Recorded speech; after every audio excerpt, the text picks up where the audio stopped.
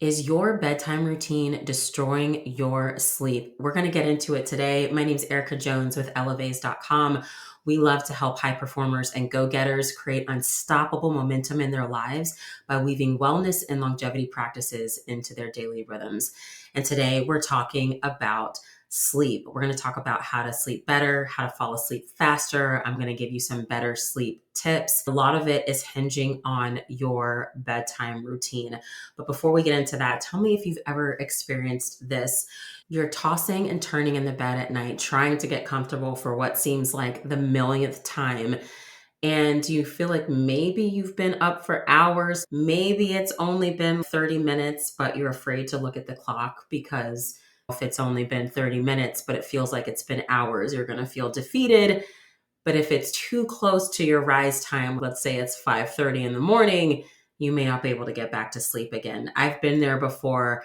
I'm sure you have too at one time or another. And having sleep issues once or twice here and there throughout the month, it's pretty normal. Everyone has a rough night of sleep every now and then, but if you're someone who is routinely struggling to get a good sleep, you feel tired all the time, all throughout the day, or you just know my bedtime routine absolutely needs improvement, this video is for you today because what we're going to cover is why your sleep matters, what the average American does every night before bed, and why you should be different, especially if you align to being a person of excellence. You would call yourself a high performer, you're a go getter. This is definitely for you.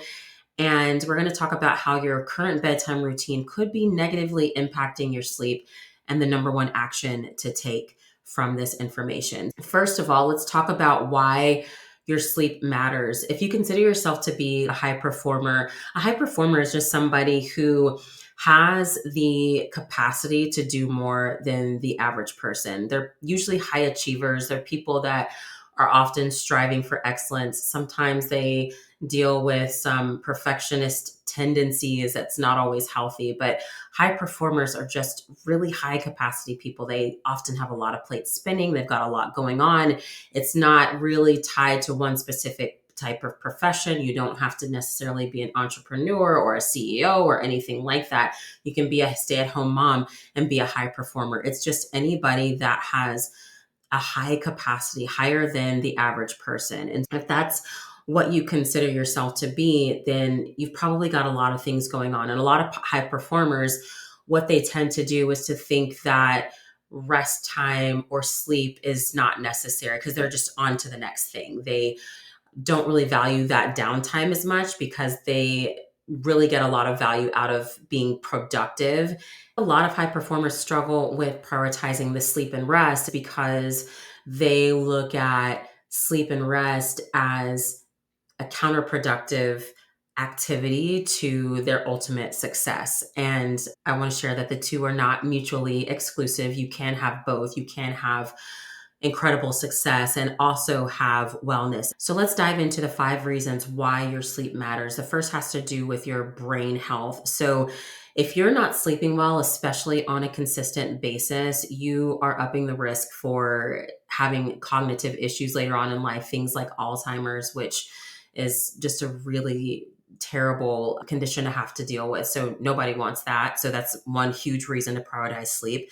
The second is the immune support. So when you're sleeping, it's going to support your overall immune system and function. And if you're not getting adequate sleep each night consistently, then that's going to increase the risk that you're going to catch something like the sniffles or the flu because your body's not getting that much needed time to repair and restore. If you want skin that's youthful and firm and glowing, you need to get good sleep because when you sleep, your body's releasing growth hormone, which is important for collagen production.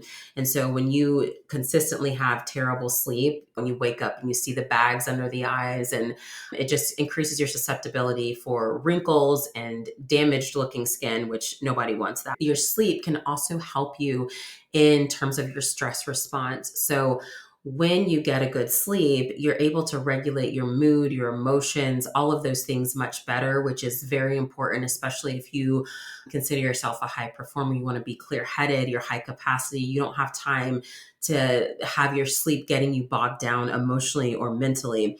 And then when you don't get good sleep consistently, it also decreases your longevity. So studies show that regularly sleeping less than 7 hours a night is associated with a higher risk of mortality. So these are just a few reasons why you want to prioritize sleep in general, but especially if you're a high performer.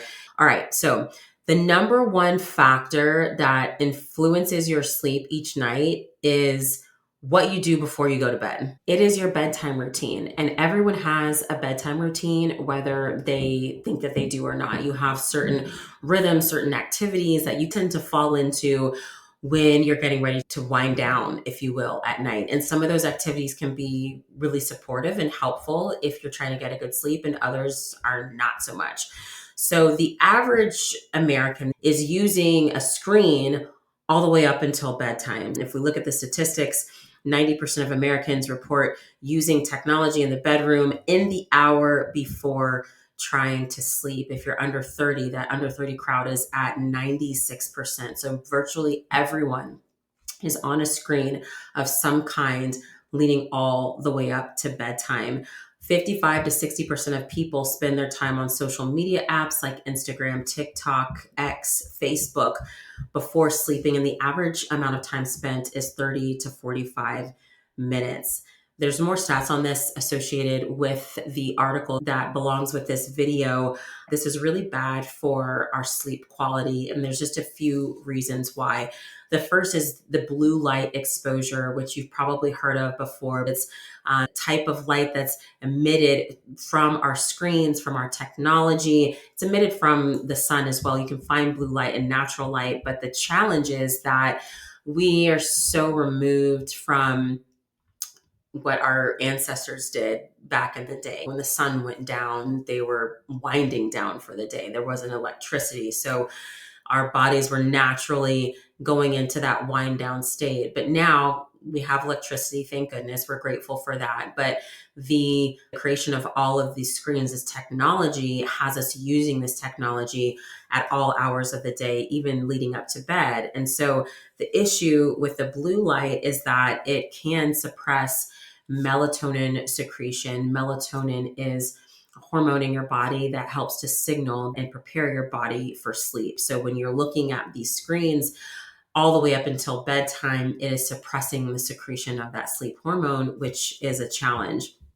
The other thing that you may have experienced with being on technology right before bed is that it can be stressful. And the reason for this is because we just never know what we're going to come across when we're online. Like, I've had my phone out before. I'm sure you've experienced this as well, where you get on social media or you go into your inbox to check an email and it's bad news. It's something that you don't want to see, and it just disrupts your mood. Or if you're about to go to sleep, it disrupts your sleep. You're feeling like, oh my gosh, I can't believe I just read that, or that email is now taking up mental space in your brain. It's taking up bandwidth when you really want to be winding down and going to bed. So there's stress that can be associated with the use of screen time. Anxiety is another one. It's now well established that social media use is associated with much higher levels of anxiety and depression. So, especially if you're scrolling at night before bed, if you're looking at bad news, if you're looking at stuff on social media that is, even if it's entertaining, it may not be the best for you from a mental perspective. A lot of people struggle with comparing themselves to others. It's also part of like where the anxiety comes from with participating in a lot of these apps. It also contributes to poor sleep quality. I just mentioned that a lot of that has to do with the blue light exposure before bed. But if you're sleeping with your phone in your room, it's next to your bed, you're getting notifications, text messages, these kinds of things at night, then that's also a disruption to your sleep as well. It can promote disordered sleep when your routine is creating subpar sleep for a long time. You can really get into sleep disorders. And I know that full well because I have 4 kids. My kids are young, they're elementary age. And pretty much all of my 30s was spent like pregnant or nursing a child. And so I had a lot of work to do after our last baby with just getting my sleep routine dialed in because it was so dysregulated from that consistent disruption of sleep, of waking up in the night, tending to a child, and trying to get back in the bed and get to sleep. That disruption took me a few months just to iron all of that out. So I mention that because as we're on our phones, people are on their phones all the way up into bedtime, or they're watching a screen, they're binging on Netflix or whatever it is, and then that's impacting their sleep. That can also create disordered sleep as well. And then all of this contributes to low energy the next day. So the next day you wake up and you're not really feeling refreshed. You feel like you're tired by lunchtime, you need a nap, you have trouble focusing, your cognitive function is just not there. All of this has to do with what you're doing before bed. Maybe not in every, not always. I'm saying that not every case of brain fog or cognitive issues is due to sleep. But if your sleep is not dialed in, you don't have a bedtime routine that's appropriate, that's healthy for you, then this is the place to start. So while the average person is okay with having subpar sleep, they're on their phone all the way up until bedtime, they're not prioritizing a healthy bedtime routine. If you're a high performer, you're not okay with being average. You're not okay going with the middle of the pack. You want to be standing above. You want to be on your A game. And so if you know that your sleep routine needs work, and I do this all the time, even though I know all this stuff, we live that health and wellness lifestyle, I still have to come back and revisit these every now and then. The number one thing, the action to take before bed is to limit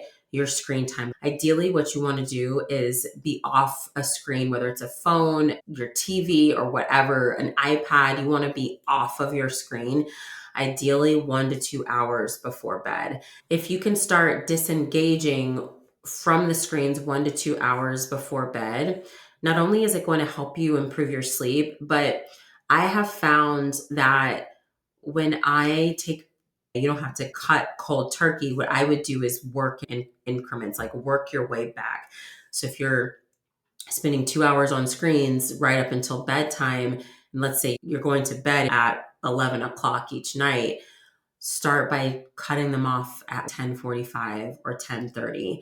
And if you're like, what the heck am I supposed to be doing in that time? That's my way to wind down and chill out. I have some ideas for you. I'll link an article below on actually how to build a bedtime routine as an adult that's really helpful and restful.